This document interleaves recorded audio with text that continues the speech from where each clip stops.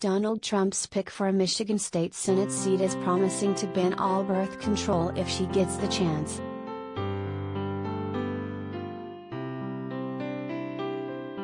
I guess we have to ask ourselves, would that ever come to a vote in the Michigan State Legislature? And if it should, I would have to side with it should not be legal, Republican Jacky Eubanks said in a recent interview with the site Church Militant.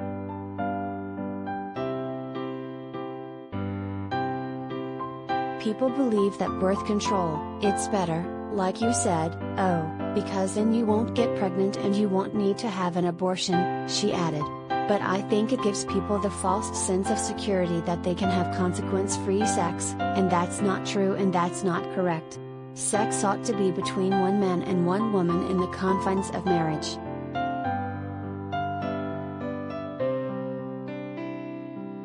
Eubanks' comments are some of the most explicit from a conservative candidate about going after contraception.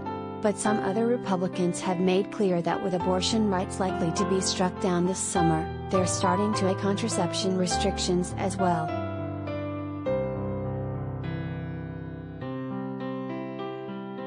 Republican politicians have started talking about Griswold v.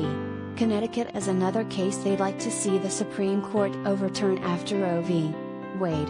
That 1965 decision said married couples have a right to contraception access based on the constitutional right to privacy. That decision could set the stage for future decisions that further restrict birth control protections, abortion and marriage equality.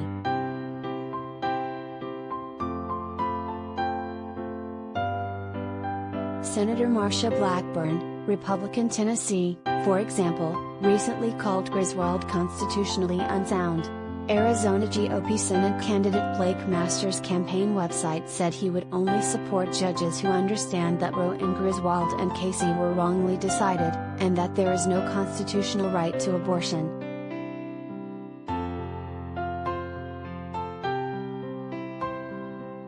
Other Republicans in Congress have scoffed at the idea of banning contraception, dismissing the notion that the Supreme Court would go after something that's overwhelmingly popular. But Roe is popular as well, and its days are likely numbered.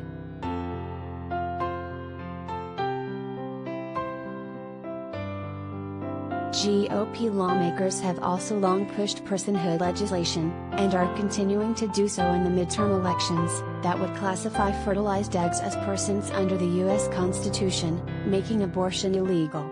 But it could also ban certain forms of contraception, such as intrauterine devices, IUDs, and Plan B.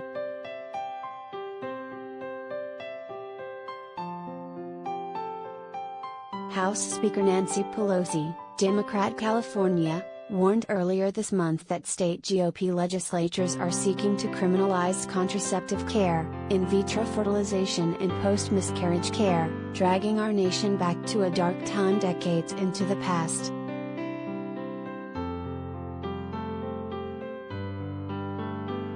In his endorsement of Eubanks, Trump explicitly mentioned her support for the big lie, the false claim that the 2020 presidential election was marred by widespread fraud. Eubanks has called for another audit of Michigan's 2020 election results despite the fact that a prior audit found no evidence outside interference. She has canvassed voters in search of purported evidence of fraud, prompting a complaint to police that she was intimidating voters.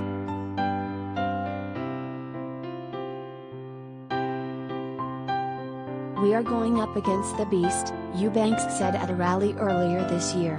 "The beast hates us, but the good news is God is on our side and God wins.